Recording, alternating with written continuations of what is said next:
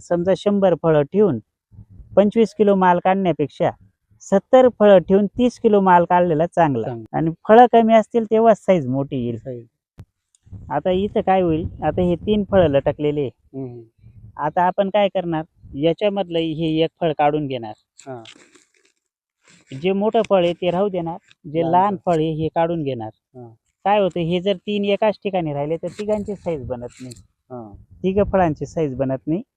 म्हणून आपण हे थिनिंग करून घेतो. म्हणजे काय होतं की हे निघालं तर यांची साईज बनेल. साईज. तसंच इथं पण हे 3 फळं आहे ना, हा. याच्यापैकी एक काढून घेऊ.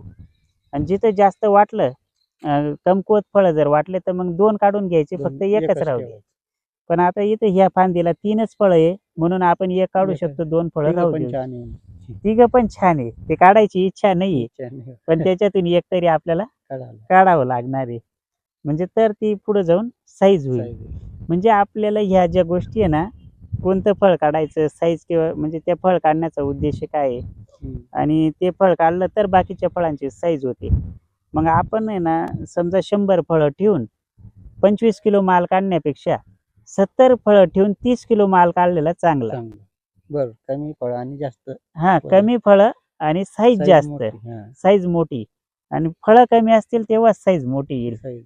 आणि जास्त फळं राहिले ना, ते जास्त फळांची फळं जास्त राहतील संख्या, हा. पण साईज त्यांची कमी साईज कमी आली.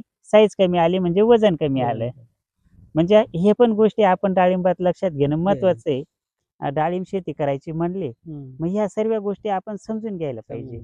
आणि जेव्हा या समजून घेऊ ना, त्यावेळेस आपली डाळिंब शेती नफ्यात येते आणि आपल्याला मग रेट मार्केट मिळतो.